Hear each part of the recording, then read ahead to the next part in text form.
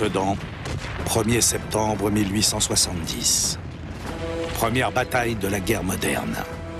Plus de 400 canons allemands réduisent l'armée française au désespoir. Les Français brisent leurs fusils et brûlent leurs drapeaux. Ils ne pensent plus qu'à une chose, survivre.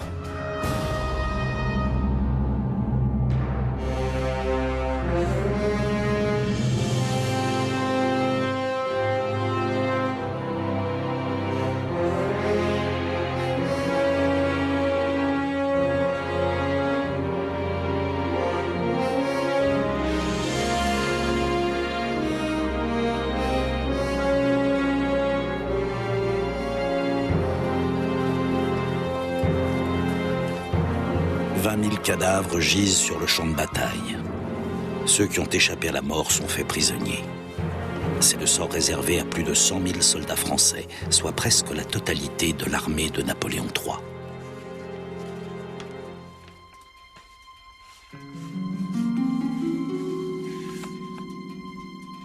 De la guerre de 1870-1871, les livres d'histoire ne présentent que les faits bruts.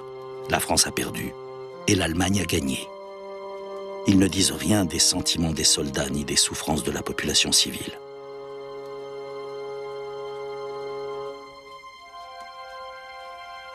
Pour se faire une idée plus précise de cette guerre, il faut se donner la peine de chercher des manuscrits ou des cartes postales du front dans les archives ou les greniers.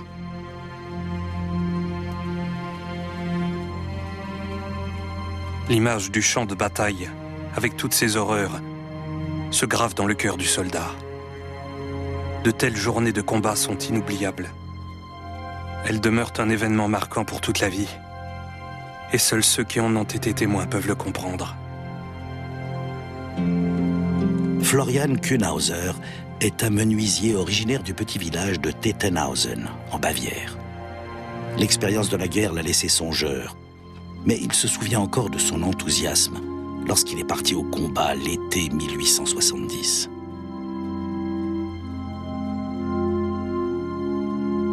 Les garçons trapus et brûlés par le soleil que nous étions partaient en criant « Hurrah !» Hélas, pour beaucoup d'entre nous, c'était un adieu définitif. Mais cela, nous ne nous en doutions pas. Florian a 21 ans quand il part à la guerre.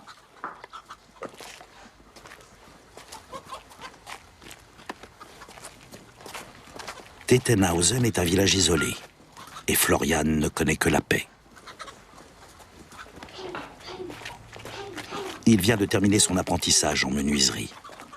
Il s'est engagé de son plein gré. Personne ne veut être en reste, lui non plus.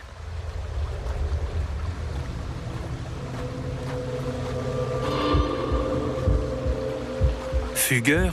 Déserteur? Non, non, ces mots ne saliront pas ma respectable famille. D'autant plus qu'à mon départ, la petite Bertha m'a cajolé et enlacé très fort, et que le joyeux Gustave disait sans relâche, si seulement moi aussi j'étais assez grand pour pouvoir abattre des Français.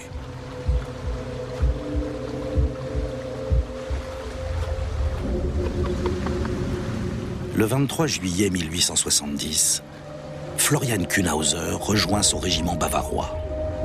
Puis, il prend le train pour le front.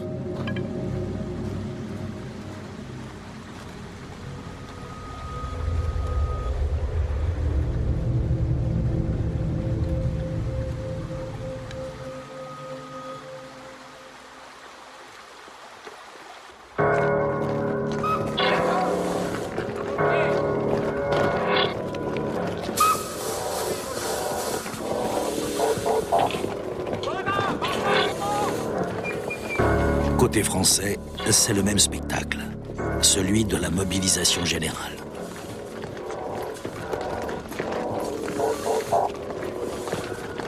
Mais contrairement à la plupart des États allemands, il n'y a pas de service militaire obligatoire en France. Les soldats qui partent à la guerre sont des hommes de métier rompus au combat. Ils savent exactement ce qui les attend.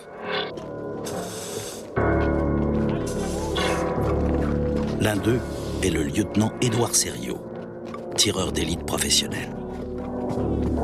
Lorsqu'on part à la guerre, c'est toujours pareil. On se prépare intérieurement à ce qui va arriver.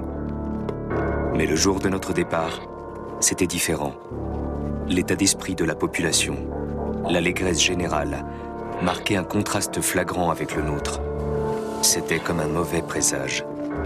L'unité d'élite du lieutenant Serriot a combattu dans les colonies en Indochine et au Proche-Orient. Leur devise est « Debout les morts ». Ils quittent leur garnison en Bretagne pour gagner le front.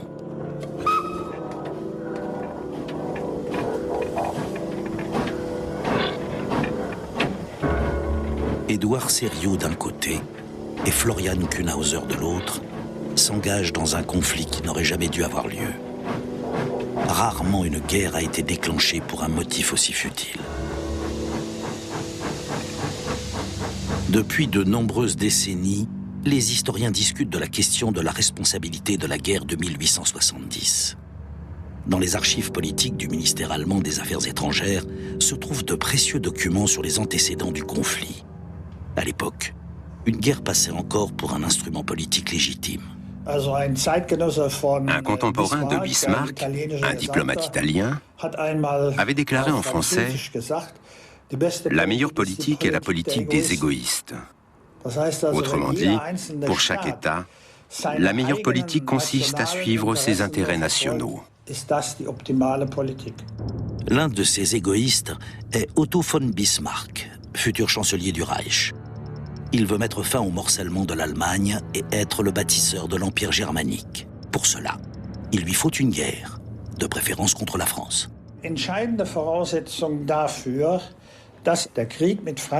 Pour que la guerre contre la France devienne une guerre d'unification nationale en Allemagne, il était impératif que l'offensive ne vienne pas de la Prusse, du moins en apparence. La Prusse veut être attaquée. À l'été 1870, la France rend ce service à Bismarck. Le motif en est la candidature d'un Hohenzollern au trône d'Espagne, ce qui compromet l'équilibre des forces en Europe. La France demande à la Prusse de se rétracter.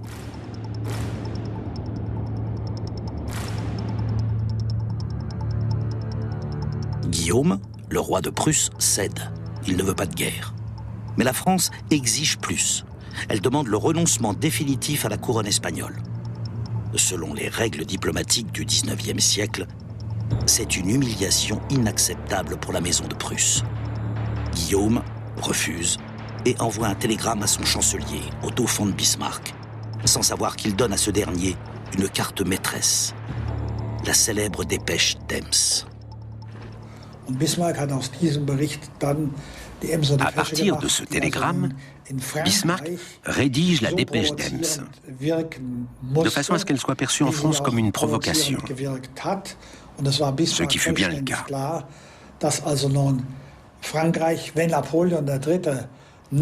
Il avait parfaitement conscience que si Napoléon III ne voulait pas perdre son trône, il n'avait pas d'autre choix que de déclarer la guerre à la Prusse.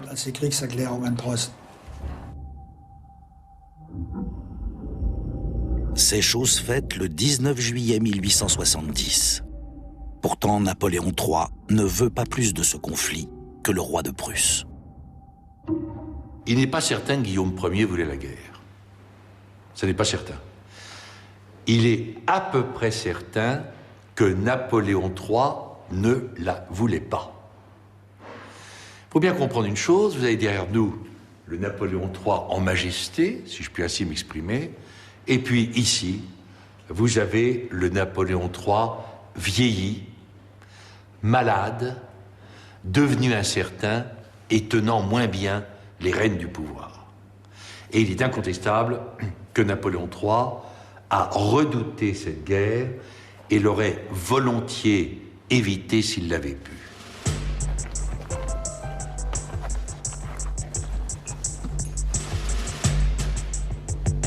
Une vague d'enthousiasme national déferle sur l'Allemagne. La première nuit à la Belle Étoile est fêtée comme il se doit. La guerre est encore perçue comme une aventure passionnante. La nouvelle technique de la photographie permet d'adresser un fier salut à ses proches.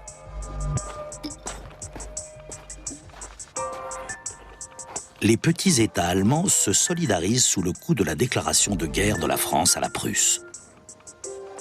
Pour la première fois, Bavarois, Saxons, Wurtembergeois et Prussiens partent ensemble au combat, côte à côte, contre l'ennemi commun.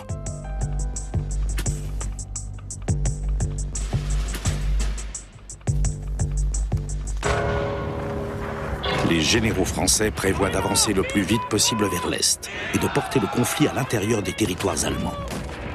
Mais dès les premiers jours d'août 1870, l'armée de Napoléon III, réputée l'une des meilleures d'Europe, subit de lourdes défaites.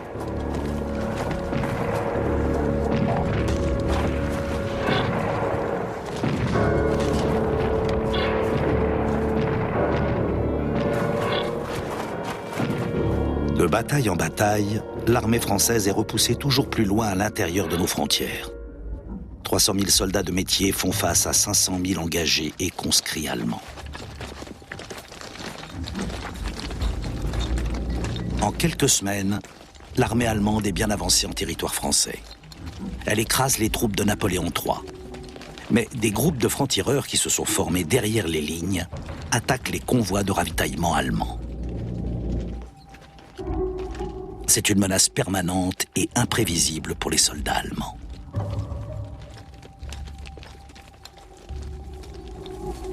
Alors les francs-tireurs, vous en avez un qui est présenté, là, le voilà.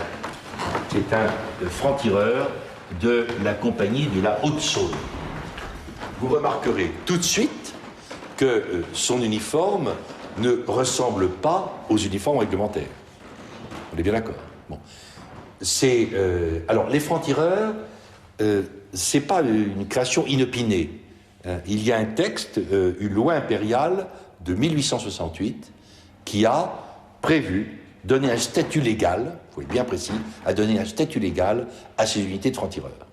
Mais ils s'habillent, s'arment et s'équipent à leurs frais. Et bien entendu, ils n'ont pas l'encadrement rigoureux de l'armée impériale, ni même l'encadrement des unités de garde mobile. C'est incontestable. Et c'est eux qui vont poser avec, je vais dire l'armée allemande, je suis bien conscient que c'est au départ l'armée prussienne, bavaroise, saxonne, bon, je vais dire armée allemande si vous êtes d'accord. Ils vont poser un problème parce que l'armée allemande va souvent les considérer comme des irréguliers. Le haut commandement allemand prend des mesures draconiennes contre les francs-tireurs français. Je vous ai apporté la directive que Moltke, donc votre chef d'état-major général, va rédiger dès le 27 septembre. Et je vous la lis. Tout franc-tireur sera assimilé à un malfaiteur. Il sera passible du conseil de guerre immédiat qui peut prononcer la peine de mort. S'il est établi que dans un village, un tireur non identifié a attaqué des soldats, le village sera déclaré responsable et subira des représailles.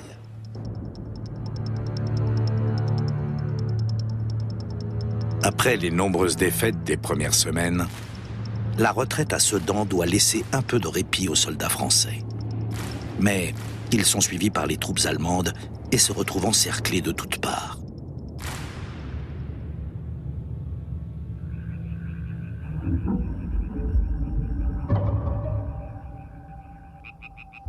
La veille de la bataille, l'atmosphère est tendue. Les soldats sentent que la journée de demain sera décisive. Seule une rivière, la Meuse, sépare les deux armées. Étant de garde, je me trouvais dehors, dans l'obscurité inquiétante de la nuit. On voyait scintiller au loin des centaines de feux de camp, entourés de groupes de soldats français. J'avais les nerfs à vif.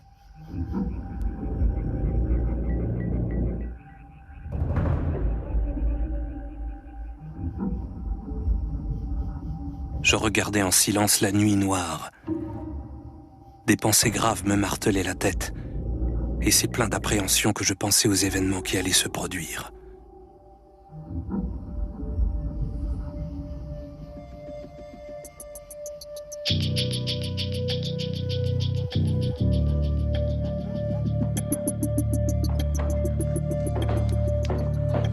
Dans la nuit, la décision du haut commandement allemand tombe.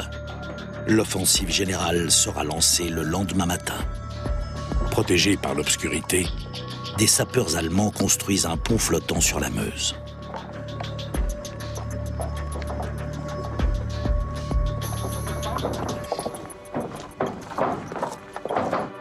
À 3 heures du matin, les soldats allemands sont réveillés.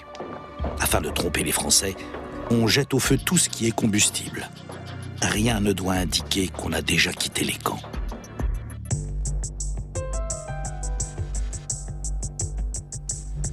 La bataille de Sedan commence à 4 heures du matin avec la traversée de la Meuse.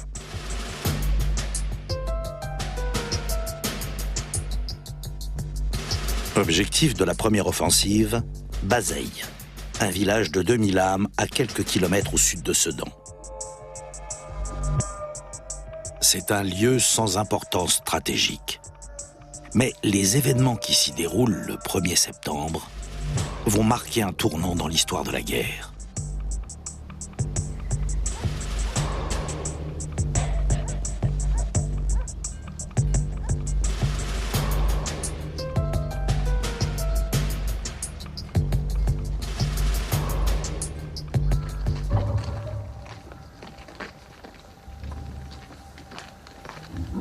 Bazeilles semble dormir lorsque l'unité bavaroise de Florian Kühnhauser entre dans le village.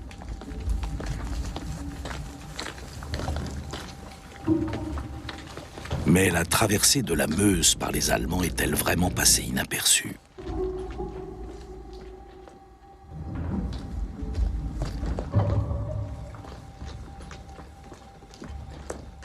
Nous sommes entrés dans le village en silence et avec circonspection. Pas d'ennemis en vue. Chacun était prêt à tirer. Un coup d'œil à gauche, à droite et en haut vers les fenêtres pour pouvoir envoyer une balle en guise de bonjour au premier effronté qui se montrerait. La rue était calme et déserte, comme morte.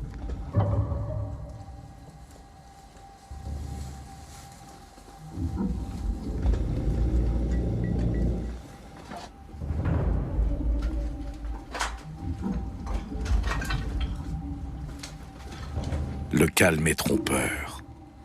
Bazeilles est tenue par les meilleurs combattants français. L'unité d'infanterie de marine du lieutenant Édouard Sériot s'y est installée. Elle doit défendre le village coûte que coûte.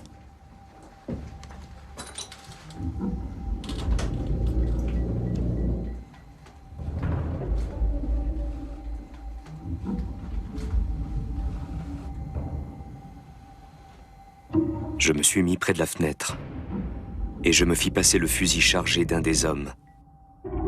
Je visais avec le plus grand calme, le plus grand sang-froid, sur l'ennemi qui se trouvait à moins de 100 mètres, sachant que mon arme portait à 200 mètres avec une grande justesse. Pour les tireurs d'élite comme le lieutenant Sériot, seul un nouveau type d'arme rend cette forme de combat possible. Jusque-là, on utilisait surtout des fusils à chargement par la bouche. Les fusils à chargement par la bouche devaient être chargés debout. On introduisait la poudre et les balles. Ensuite, il fallait retourner la baguette, bourrer le tout comme ceci et remettre la baguette dans sa position initiale. Pour finir, on armait le chien, on mettait une amorce et on était prêt à tirer. C'était quelque chose qu'on ne pouvait faire que debout et qui prenait du temps. Les fusils à chargement par la bouche remontent à l'époque où les troupes marchaient en rang de bataille. Au milieu du 19e siècle, ils sont remplacés dans les armées françaises et allemandes par les fusils à chargement par la culasse.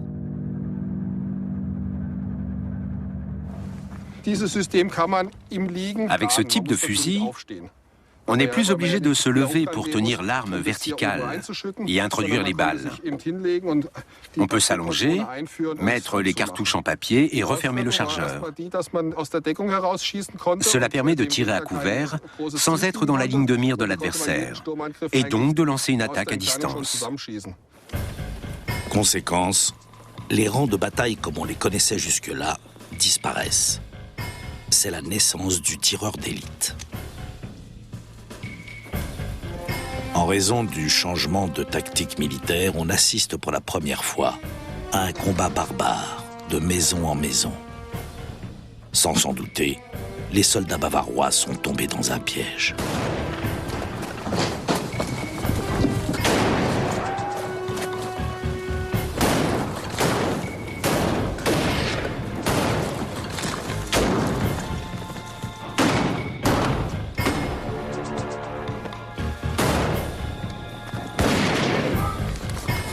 En quelques minutes, la moitié de la compagnie bavaroise gît sur le sol. Le combat était acharné.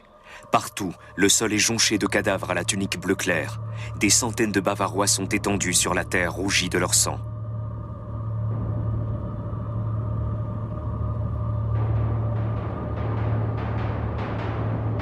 Des habitants de Bazeille, qui se sont armés de leur propre chef, se battent aux côtés des soldats français.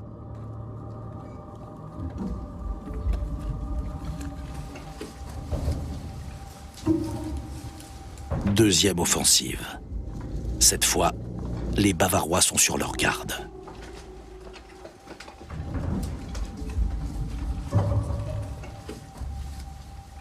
Mais qui sait sur qui l'on peut tomber au détour d'un mur, d'une porte? Amis, ennemis.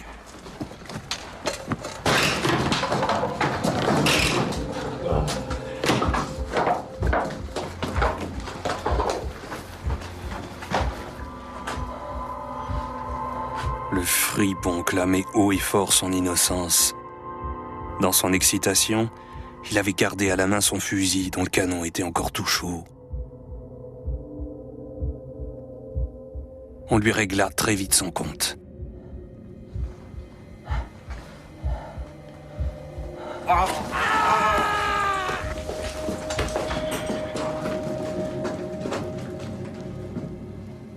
Donc, si vous voulez, il faut qu'on pèse bien les choses. Je crois que c'est bien ce que nous souhaitons les uns et les autres. Incontestablement, des civils ont participé aux côtés de l'armée régulière au combat de Bazeille, ce qui était irrégulier. Ce n'étaient ni des gardes mobiles, ni même des francs-tireurs. Ce sont des paysans qui ramassent un fusil et qui ouvrent le feu sur les Bavarois. Et les Bavarois ont répliqué en faisant des exécutions sommaires, en brûlant la presque totalité du village, et même, alors là, ce qui est absolument inadmissible, l'exécution sommaire est inadmissible, mais également des prisonniers de l'armée régulière, dont j'ai les noms.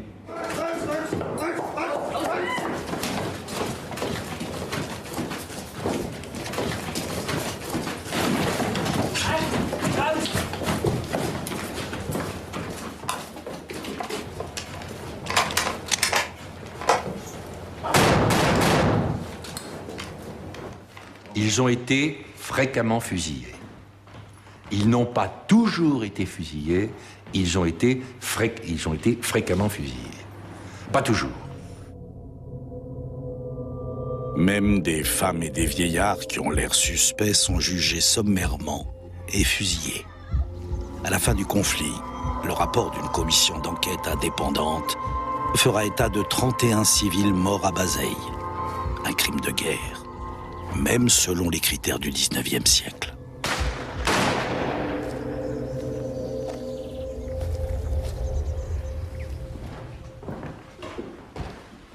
Les Français savent qu'ils ne peuvent plus tenir Bazeille. Afin de couvrir la retraite des derniers soldats, une poignée de combattants se retranche dans une maison isolée, sur la route de Sedan. Là, vous voyez, là, ça, c'est des impacts de balles. Ça aussi, là-haut, c'est plus significatif en regardant par là. Là, tout ça, ce sont des impacts. Aujourd'hui, la maison de la dernière cartouche à Bazeille est un musée dépendant du ministère de la Défense. Cette maison a recueilli les derniers combattants de cet épisode de Bazeille. Ils étaient une quarantaine, sous les ordres du commandant Lambert. Et ici, ils ont, par leur action, permis aux troupes françaises de se replier en direction de Sedan. Que s'est-il passé? Pourquoi la dernière cartouche? Eh bien, tout simplement parce qu'après 2 jours de combat et un seul ravitaillement en munitions, les munitions ont manqué. Et en fouillant les morts et les blessés, on a retrouvé une 30aine de cartouches. Et ces 30 cartouches ont été utilisées par les défenseurs de cette maison. Et la dernière a été tirée par le capitaine Aubert de cette fenêtre que nous voyons ici. Vous avez l'horloge qui s'est arrêtée à 11h35, heure à laquelle une balle l'a frappé et a arrêté définitivement son mécanisme. Vous avez les meubles, vous avez le lit sur lequel reposaient des gens à l'agonie. Vous avez exactement ce qui s'est passé il y a 135 ans, ici, dans cette maison Bourgerie.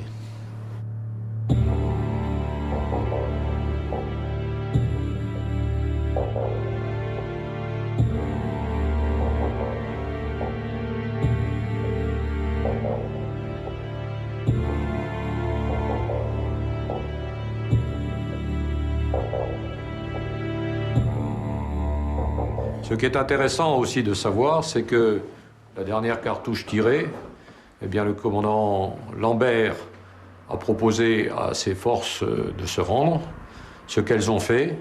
Et il faut savoir que les Bavarois qui étaient en face étaient prêts à se jeter sur ces malheureux soldats français, mais ils ont été arrêtés par un capitaine dont nous avons gardé la mémoire, le capitaine Lissignolo, qui combattait avec les troupes bavaroises et qui a arrêté ces soldats alors qu'ils voulaient faire un mauvais sort aux soldats français qui leur avaient donné tant de fil à retordre.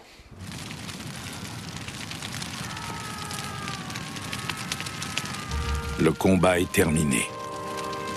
L'unité du lieutenant Sériot, qui a subi de grandes pertes, se retire. Les cris et les appels déchirants de nos camarades nous émeuvent jusqu'au fond des entrailles. Presque tous, nous pleurons comme de vrais enfants. Voyant cela, les généraux donnent l'ordre de nous faire quitter Bazeilles. Mais personne ne parut. Il ne restait que les morts et les mourants.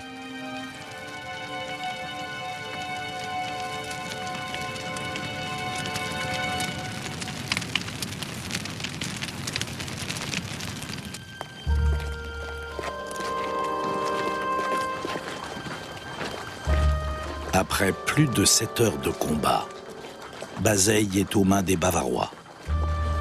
Les survivants sont expulsés des maisons.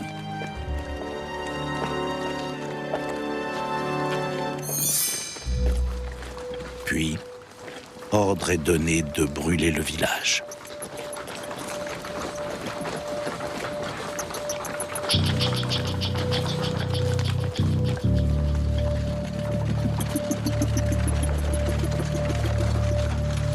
Dans la mémoire des générations suivantes, Bazeilles restera associé au massacre de civils, mais aussi au début de la guerre des partisans.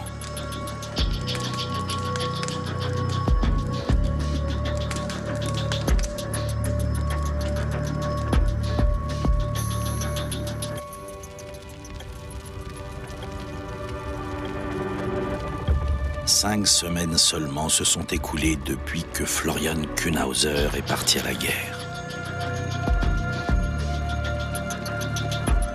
Les ruines en feu des maisons qui s'écroulaient ensevelissaient des morts et des blessés.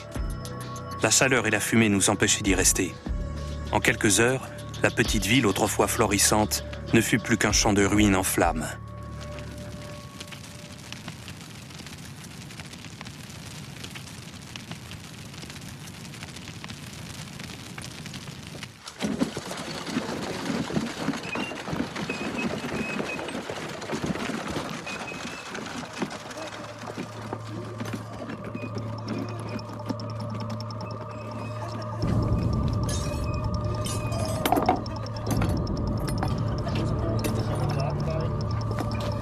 Le combat est fini pour Florian Kuenhauser et son unité. Il leur reste encore à dégager les blessés et à les emmener dans les hôpitaux militaires. Rien qu'à Bazeilles, on installe 4 hôpitaux de campagne et postes de premier secours. Les chirurgiens y soignent à la chaîne les blessures par balle.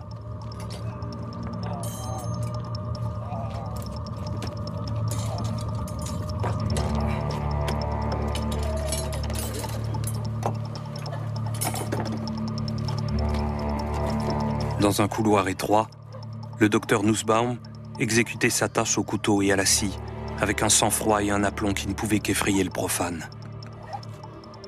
Des mains et des pieds gisaient là, tels des déchets. À cela s'ajoutaient les plaintes et les gémissements des blessés, et l'odeur suave et nauséabonde du sang.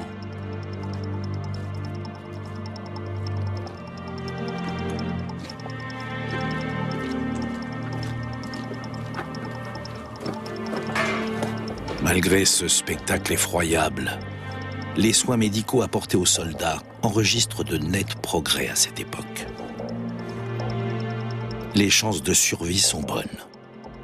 Seuls 10% des blessés meurent après avoir été amenés à l'hôpital de campagne.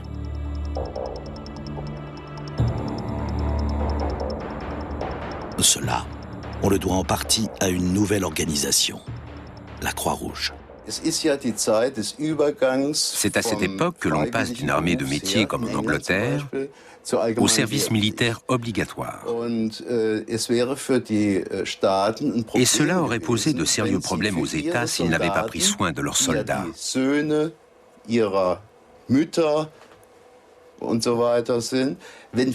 Autrement dit, pour entretenir le désir d'aller à la guerre, il fallait donner l'impression que l'on s'occupait au mieux des hommes, sans quoi ils auraient été démotivés. Il est dangereux de soigner les blessés en première ligne. Pour y remédier, la Convention de Genève est votée en 1869. Les secouristes et les hôpitaux marqués de la Croix-Rouge ne peuvent être attaqués. En Allemagne, l'organisation devient très vite populaire. La reine de Prusse était la présidente d'honneur de la Croix-Rouge allemande. Sa fille, la grande-duchesse de Bade, était présidente de la Croix-Rouge badoise, et ainsi de suite. Bref, à l'époque, les nobles et les têtes couronnées ont largement contribué à la popularité de la Croix-Rouge. Durant la guerre de 1870-1871, 80 000 tracts sont diffusés expliquant aux soldats le statut de la nouvelle organisation, en allemand et en français, car la Croix-Rouge est peu connue en France. Côté français, la Croix-Rouge relevait de l'intendance militaire. Et cette dernière n'avait aucun intérêt à avoir de la concurrence et a donc pratiquement ignoré l'organisation bénévole. Bien sûr, à Sedan, les Français avaient aussi leurs hôpitaux, mais c'étaient des hôpitaux militaires. Ils ne connaissaient pas la Convention de Genève. Et à l'arrivée des Allemands, ils se sont enfuis avec leurs équipements médicaux de peur que l'ennemi leur prenne tout. Pourtant, ils étaient protégés et auraient pu continuer à soigner leurs malades. Seulement, ils l'ignoraient. Les conséquences ont été désastreuses pour les blessés. Pendant la retraite, ils étaient coincés. Ils n'avançaient plus et ne recevaient plus de soins.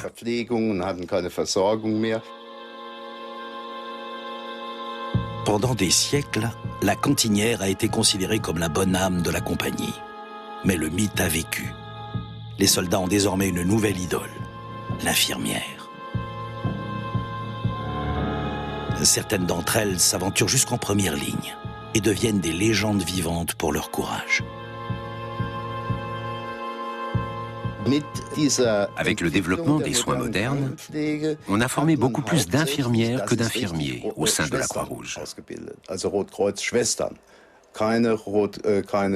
On disait en effet, et cela s'inscrit dans l'histoire des relations entre les sexes, que les blessures guérissaient plus vite sous les douces mains des femmes. Ce qui valait probablement aussi pour les blessures morales.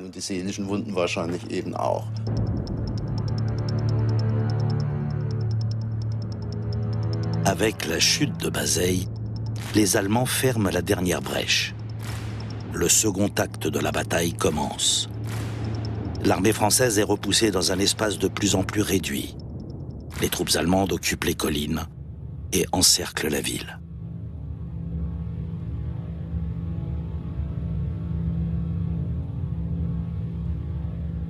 Le gros des troupes était au sud, sur la rive gauche, avec une artillerie qui était le double de l'artillerie française qui était là. En effectif, environ 100 à 120 000 hommes du côté français, le double du côté germanique.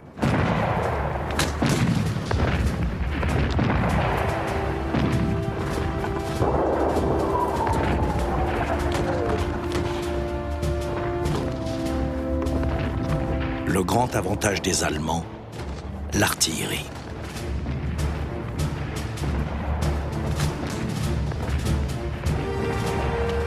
Sedan est pilonné de toutes parts. Plus de 400 canons grondent sur le champ de bataille.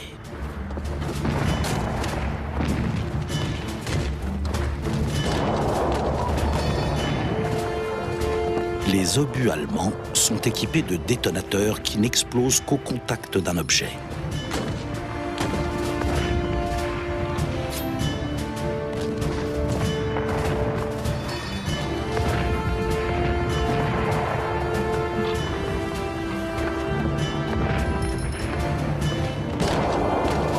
Ils sont dirigés sur les fantassins français qui se trouvent sans défense sur le champ de bataille, devant les murs de Sedan.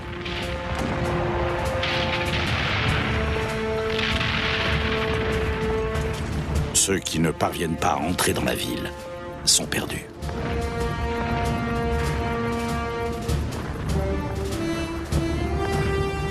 Les obus prussiens éclataient parmi nous. Partout, il y avait des corps de chevaux ou d'hommes morts ou qui tressaillaient encore, déchiquetés par les obus. Les soldats qui s'efforçaient d'entrer dans la ville s'écrasaient les uns les autres.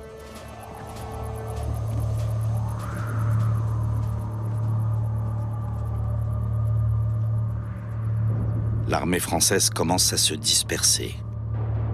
Les soldats tentent de se réfugier dans Sedan, bien que la ville soit maintenant aussi à portée des canons allemands. Le seul accès est un petit pont au nord-ouest.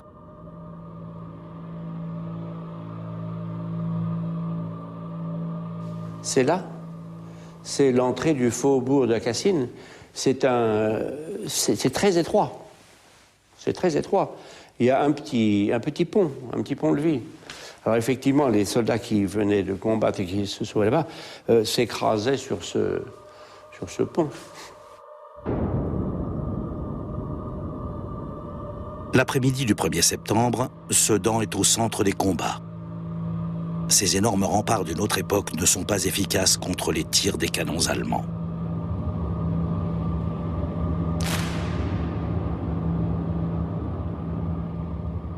Mais dans les rues de Sedan, d'après les historiens, enfin les témoins de l'époque, c'était une cohue épouvantable dans les rues de la ville.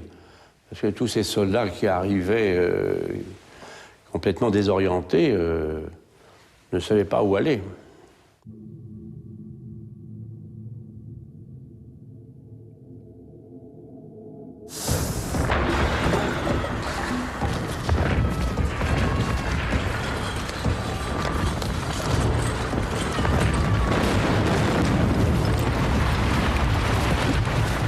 Près de 100 000 soldats cherchent refuge dans une ville qui ne compte que 18 000 habitants. Tout le monde tente de fuir, mais personne ne sait où.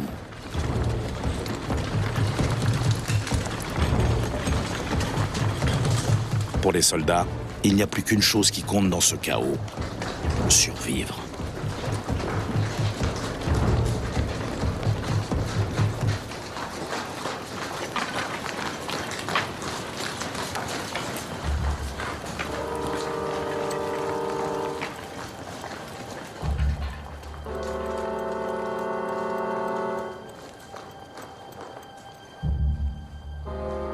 Les rues sont noires de poudre. Beaucoup de soldats brisent leurs fusils de rage. Et les rues sont jonchées d'armes en tout genre. Sabres, fusils, pistolets, lances et casques brisés. Même les drapeaux sont brûlés.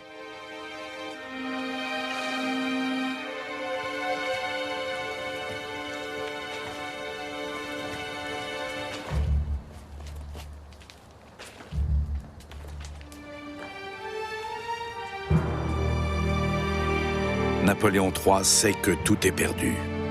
Seul, sur son cheval, il cherche la mort dans la bataille. En vain. À 16h30, il donne l'ordre de hisser le drapeau blanc et demande par écrit au roi de Prusse d'arrêter les combats. C'est un messager qui apporte la lettre au quartier général ennemi. À 17h, les Allemands cessent le feu.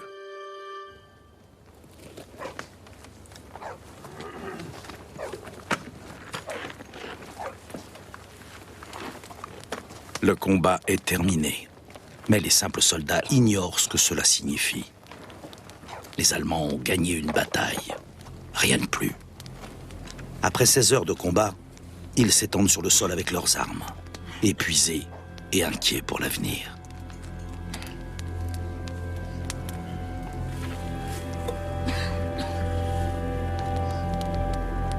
Bientôt, le calme régna dans le camp.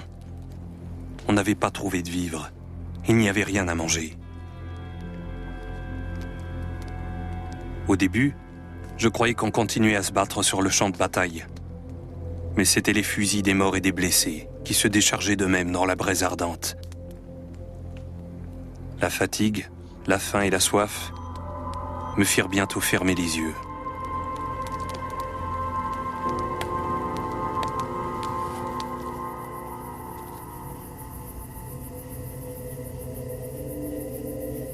Après la chute de Sedan, la France se retrouve sans armée digne de ce nom.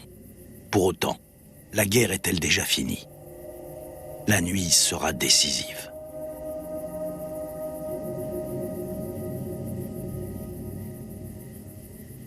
Négociation au château de Bellevue près de Sedan. Bismarck exige la capitulation totale et sans condition de l'armée française, ainsi que l'annexion de l'Alsace-Lorraine. Un diplomate français avait dit très clairement avant 1870 « Nous serons en guerre d'ici peu. Si la Prusse gagne, elle prendra l'Alsace et la Lorraine. Si Napoléon III gagne, il prendra la Rhénanie. »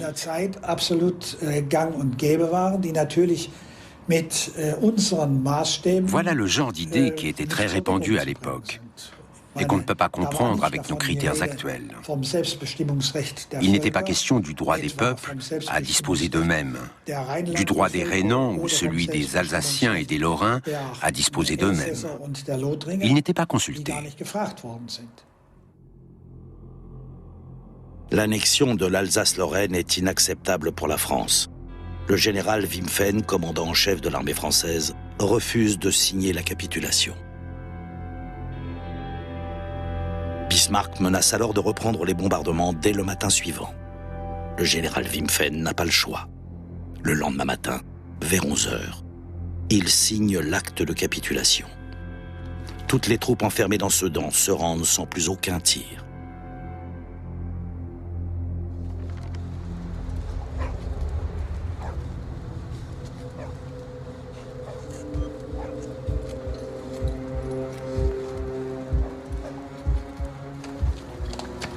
La capitulation provoque colère et désespoir chez les soldats français.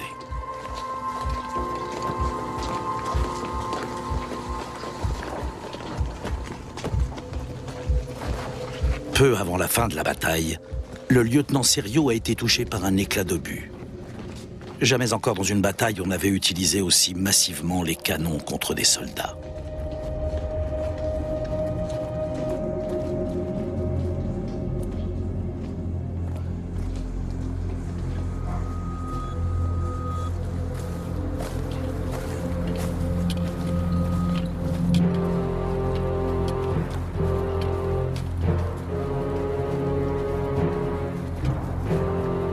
Plus de 100 000 Français sont faits prisonniers. Pour eux, la guerre est bel et bien finie.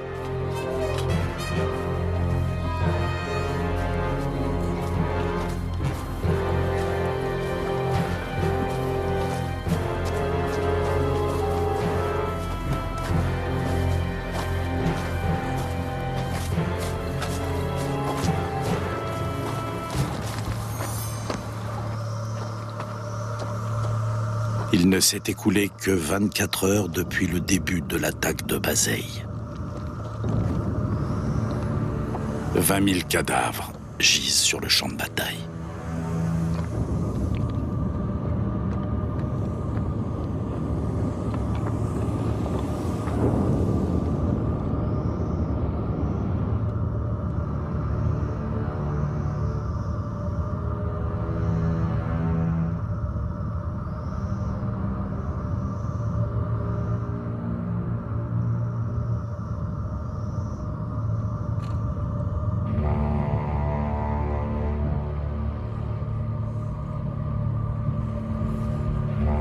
Tout autour gisaient des morts et des blessés. Partout, ce n'était que misère et désolation. Et cela, par la faute des hommes. Quelle curieuse image je me faisais d'un champ de bataille avant le début de la guerre.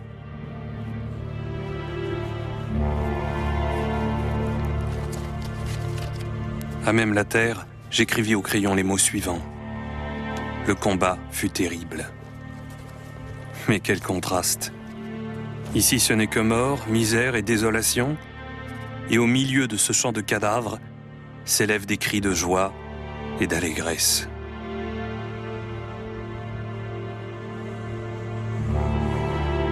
Pour Florian Kuenhauser, la guerre n'est pas encore finie.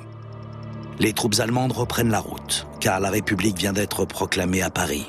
Un mouvement populaire mobilise les dernières forces du pays contre l'armée allemande. Au terme d'une guerre d'hiver épuisante, la France républicaine est battue comme l'a été la France impériale. Bismarck a atteint son objectif.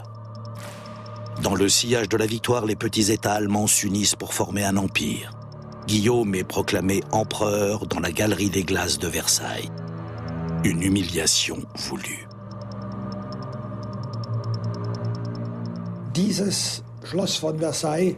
Le château de Versailles était un lieu somptueux. On ne pouvait imaginer cadre plus prestigieux pour le couronnement de l'empereur allemand. Dans l'élan national que suscite la fondation de l'Empire, l'annexion de l'Alsace-Lorraine paraît une évidence. Une réconciliation avec la France n'est pas envisageable avant bien longtemps. En annexant l'Alsace-Lorraine, on espérait affaiblir suffisamment la France pour qu'elle ne pense pas à court ou moyen terme à prendre sa revanche. Et surtout, on espérait que, par le nouvel équilibre des forces en Europe, la France ne serait plus qu'une puissance de second rang. Il faut bien dire que cet antagonisme, on ne va pas le contester, va être avivé, va prendre une dimension considérable à partir de 1971. Le souvenir de la défaite, partout entretenu. Et puis il y a ce brûlot de l'Alsace et de la Lorraine, entretenu en France. Vous avez tous en tête les dessins de Hanzy qui représentent... Donc, si vous voulez, incontestablement, à partir de 1971, il y a l'idée de la revanche en France et l'antagonisme franco-allemand est évident. Il a pris, à partir de 1970-1971, une dimension exceptionnelle.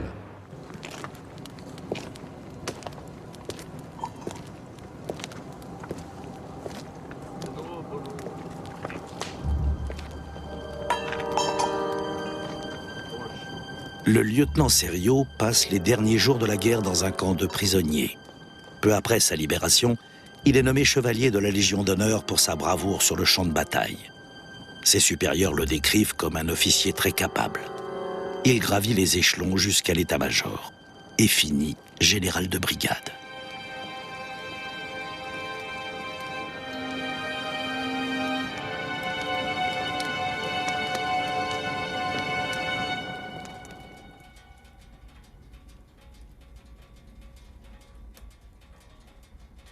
Florian Kuenhauser survit lui aussi à la bataille de Sedan et à la guerre.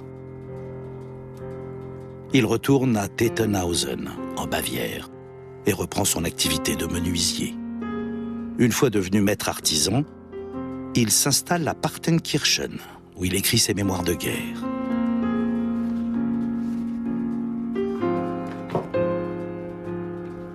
Lorsque la Première Guerre mondiale éclate en 1914, il est trop vieux pour repartir au combat.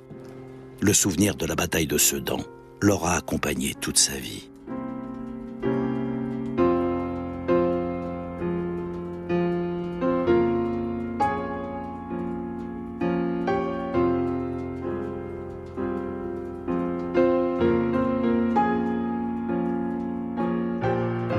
Des milliers de lettres officielles ont pu sembler comme enivrées par la victoire.